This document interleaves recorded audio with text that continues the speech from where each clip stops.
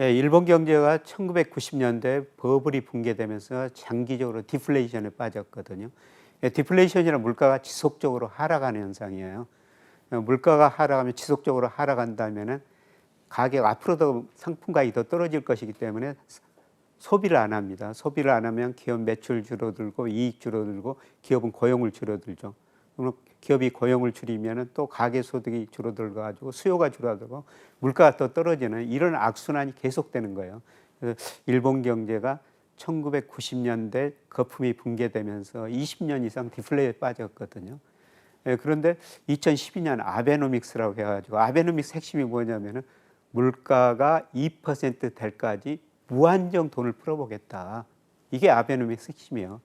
그 이후로 일본 정부가 엄청난 돈을 풀고 있거든요. 예, 그러다 보니까 예, 일본의 그 GDP 디플레이터라고 이게 총체적인 하나의 물가 수준입니다.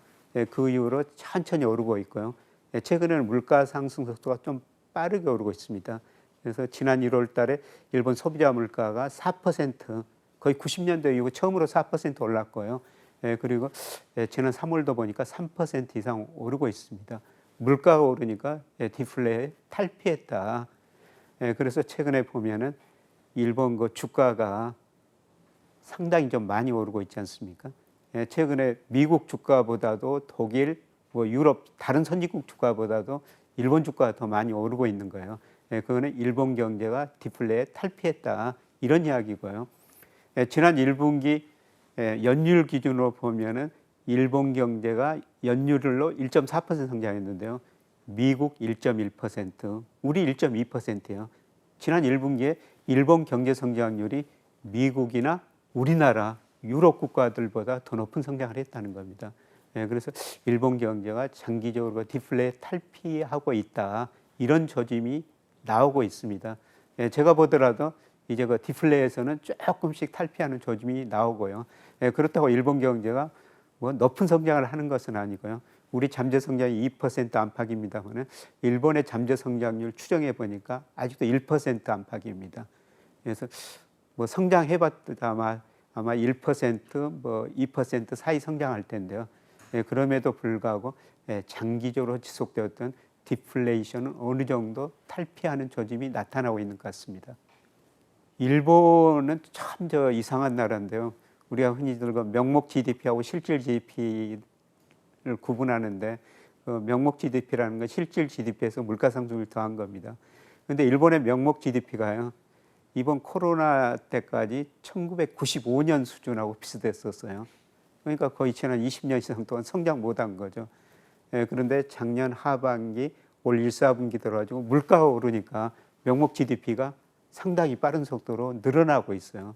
그래서 이런 걸 볼 때 장기적으로 지속된 디플레이션에서 일본 경제가 서서히 벗어나고 있다. 이렇게 판단해 볼 수는 있을 것 같습니다.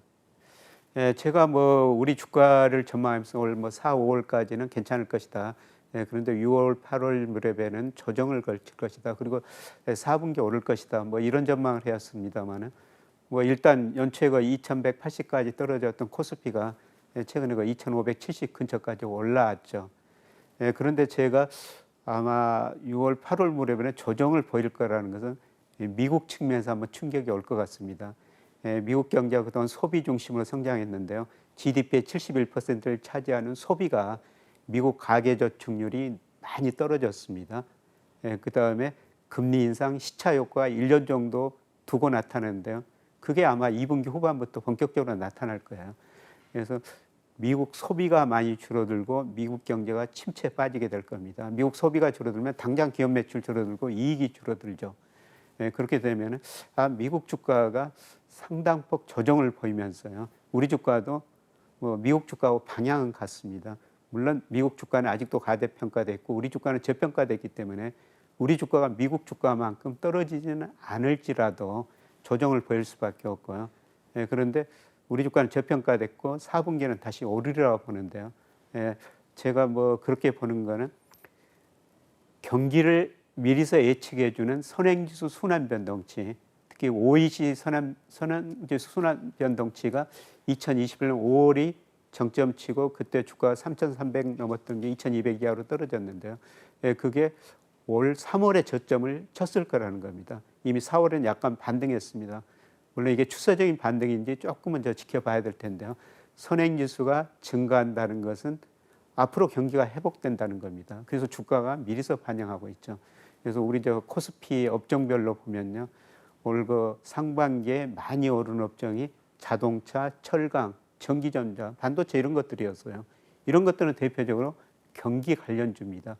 그래서 경기 회복을 기대하고 이런 주식이 먼저 올랐는데 실제로 뒤따라 이제 선행지수 순환변동치가 반등을 하고 있고 머지않아 경기가 회복될 거라는 겁니다.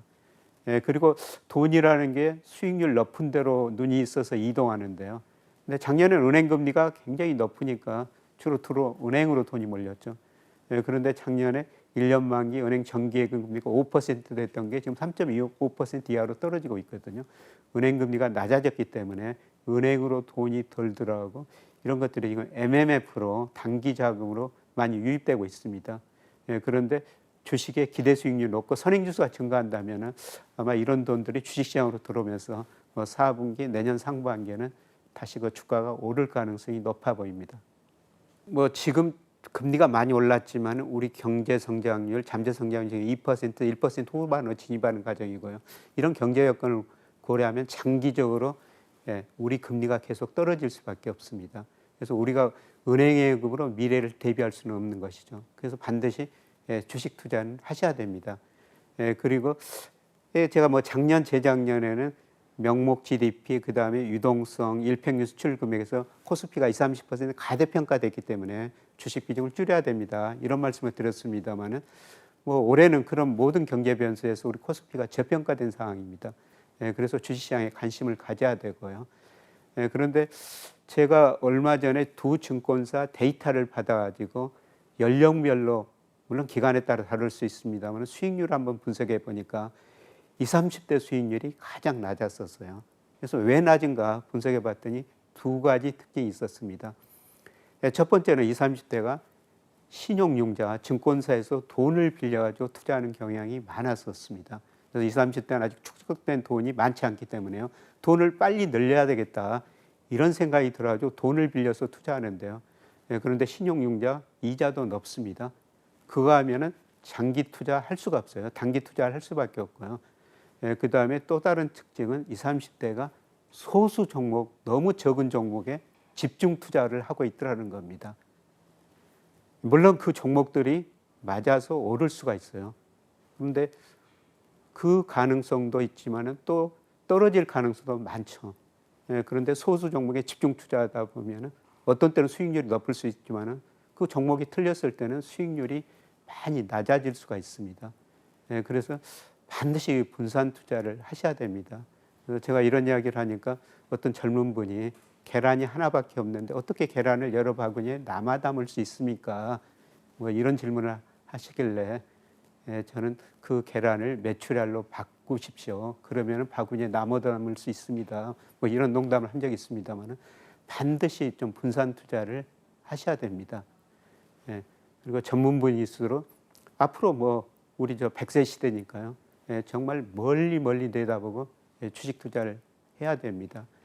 저는 그 로버트 실러 교수가 주장하는 금융민주주의 이 단어를 굉장히 좋아하는데요. 금융민주주의라는 건 금융으로 모든 국민이 부자가 돼야 된다는 겁니다. 우리가 은행 이자로만 부자가 될 수가 없는 거예요.